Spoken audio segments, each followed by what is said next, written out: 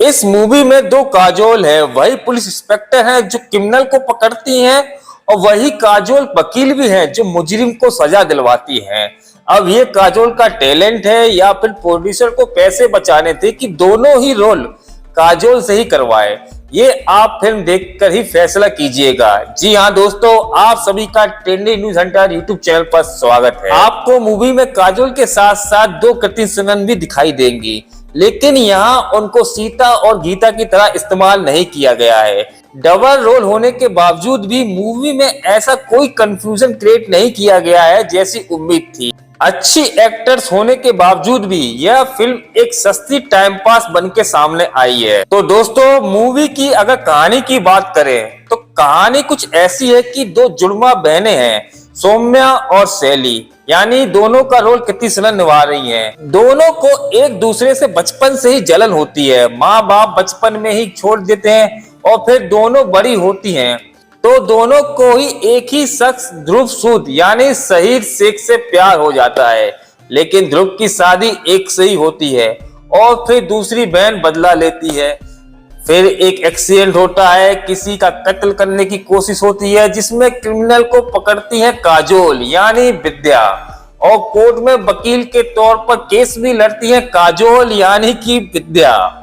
असली मुजरिम कौन है और कहानी कैसे घरेलू हिंसा की बात करती है, इसके लिए आपको नेटफ्लिक्स पर देखनी होगी दो पत्ती। आज के दौर पे कंटेंट काफी बदल गया है, एक से बढ़कर एक murder mystery, crime thriller OTT पर मौजूद है, इंटरनेशनल कंटेंट भी काफी है। उन सबके आगे ये फिल्म एक मजाक लगती है। कहानी में कुछ ऐसा ट्विस्ट और टर्न नहीं है जो आपको चौंका सके।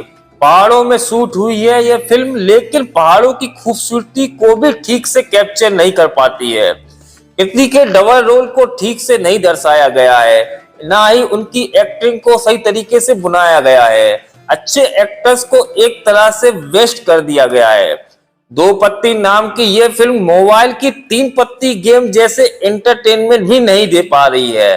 तो मूवी की राइटर कनिक ढिल्लन की कहानी काफी ढीली है। उन्होंने मुद्दा अच्छा चुना लेकिन उसे ठीक से लिख नहीं पाई, और यही इस फिल्म की सबसे बड़ी कमी है। अगर कृति सेनन, काजोल और शहीद शेख के फैन हैं तो उनके लिए देख लीजिएगा, वरना फिल्म के तौर पर यह फिल्म बहुत ही कमजोर है। तो दोस्तों, अगर एक्टिंग की बात की जाए, काजोल ने अच्छा काम किया है। पुलिस और वकील दोनों किरदार में वो अच्छी लगती हैं।